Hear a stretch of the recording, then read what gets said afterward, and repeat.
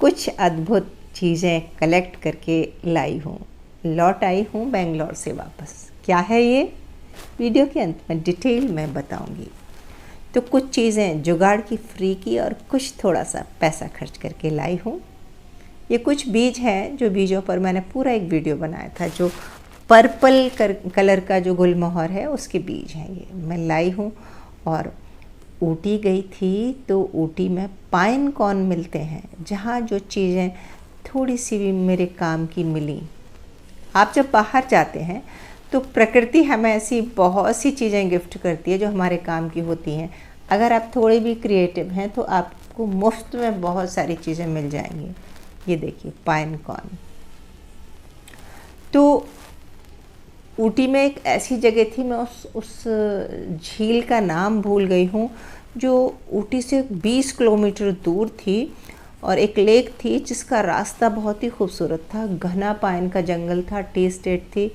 तो जब हम लेक पर पहुँचे तो लेक में पानी तो नहीं था, पूरी तरह से ड्राई थी, लेकिन किनारे पर पाइन के बहुत बड़े बड़े पेड़ थे और ये हमें सौगात मिली।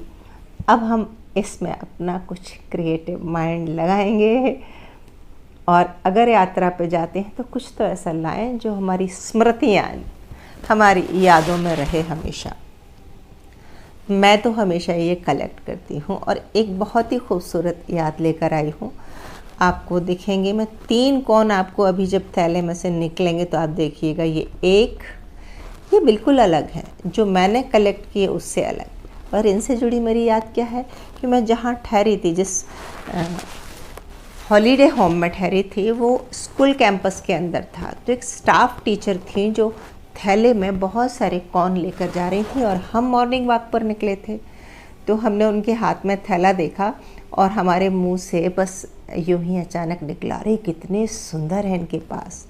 उन्होंने पलटकर हमारी तरफ देखा और पूरा थैला बढ़ा दिया और बड़े उससे कहा कि आप रख लीजिए, आप ले जाइए, आप ये पूरे ले जाइए। और वो बिल्कुल ज़िद करने लगी और हमें बड़ी शर्मिंदगी हुई, ऐसे कैसे हम ले सकते हैं। वो कहीं से पैदल चल के आ रही थी और थैला भर के लेकर जा रही थी। फिर हमने उसमें से 3 पीस उठा लिए जो आपको दिखाए थे।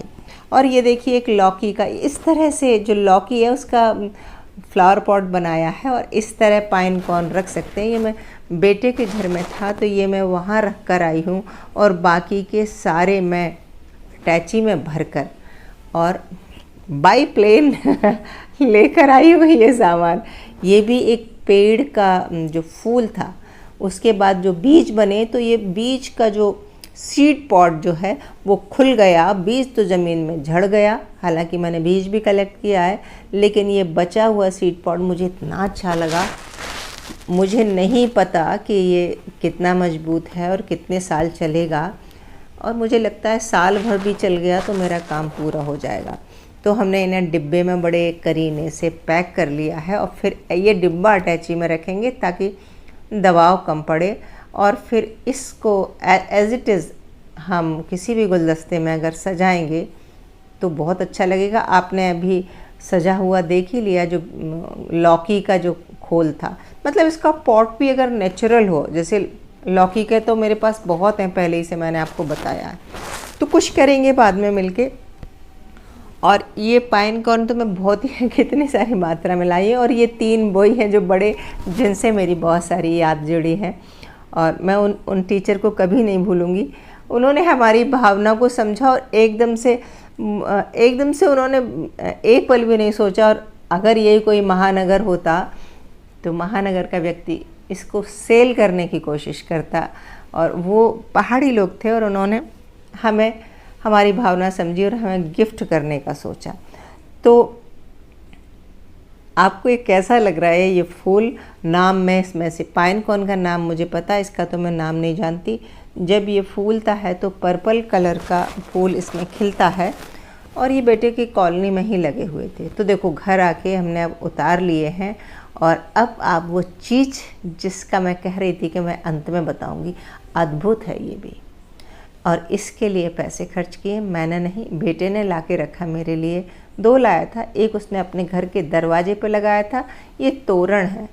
बेटे को तो कुछ यूनिक चीज़ दिखी, वो किसी क्राफ्ट मेले में गया था तो बेंगलोर से ही लाया था। लेकिन इससे जुड़ी हिस्ट्री जब मैंने पता की तो सच तो ये है कि ये धान की बालियों से बना तोरण है, जो मुझे लगता है एक साल, हर साल नया बनता होगा। इसके लिए एक तो ये कि समृद्धि लाता है, घर में पॉजिटिव वाइब लाता है, और साथ ही ये घर के दरवाजे पर गांव के रीति रिवाज के हिसाब से इसलिए भी बांधा जाता है कि इसके जो धान के दाने हैं वो चिड़ै चुनगुन को भोजन देने के लिए इस पर चिड़ियाँ आती हैं और चोंच मार मार कर धान पूरा चुन के जाती हैं। तो चिड़ै को घर के दरवाजे पर बुलाने के लिए, चिड़ै का पेट भरने के लिए, ये किसी किसान की सद्भावना है। किसान जो अनाज उगाता है सिर्फ अपने लिए नहीं, पक्षियों का भी पेट भरता है, यानी कि सह अस्तित्व की बात है। किसान को पता है कि पर्यावरण में, प्रकृति में हर किसी का अपना स्थान है। चिड़िया दरवाजे पे आएगी तो ये शुभ संकेत भी है और ये प्रकृति से जुड़ना भी है। तो वो इस तरह दरवाजे पर बांध देते हैं और फिर चिड़िया इसको चुन के ख़त्म कर देती हैं। अगले साल नया फिर लगाते हैं, शायद दिवाली पे इसको करते हैं। डिटेल मुझे नहीं पता, आप में से जिसको भी इसके बारे में और बहुत कुछ पता हो तो कमेंट करके ज़रूर बताना। लेकिन हाँ, मुझे बहुत अच्छा लगा। मैंने पहली बार लाइफ में इस तरह का तोरण द्वार देखा और इस तरह की सद्भावना देखी कि इस तोरण को दरवाजे पर टांग देते हैं ताकि चिड़िया चुन के जाए, पेट भरे और दरवाजे के आसपास पंछियों का कलरव रहे। है ना कितनी खूबसूरत बात। तो बस आज के वीडियो में इतना ही, मिलते हैं अगले वीडियो में, तब तक के लिए नमस्कार।